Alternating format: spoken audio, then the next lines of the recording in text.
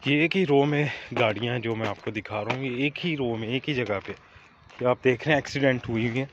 और इसलिए इंश्योरेंस जो है वो बहुत ज़रूरी है यूके में, कि आपकी कार की इंश्योरेंस जो है वो होना बहुत ज़्यादा ज़रूरी है। एक्सीडेंट को के इस तरह नहीं है जैसे हमारे एशियन कंट्रीज़ में है, पाकिस्तान में होते हैं बड़े बड़े। यहाँ ऐसी गाड़ी मामूली सी टच होती है और दोनों गाड़ियाँ डैमेज हो जाती हैं। उसकी एक बड़ी वजह ये है कि यहाँ पे जो ट्रैफिक के रूल्स हैं वो बड़े समझने में मुश्किल हैं। जैसे राउंड अबाउट हमारे यहाँ सीमेंट के बड़े बड़े बना देते हैं, लेकिन यहाँ ऐसा नहीं है।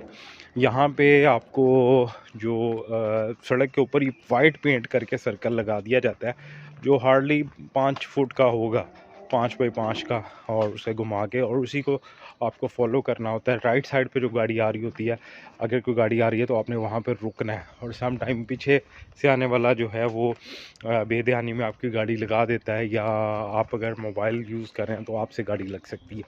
तो ज़्यादातर वजूहत यही हैं। इंश्योरेंस कंपनीज़ जो हैं वो फिर इसको रिकवर करती हैं, और मेजर एक्सीडेंट्स जो हैं वो उनकी रेशो बहुत कम है, जैसा कि आप देख रहे हैं।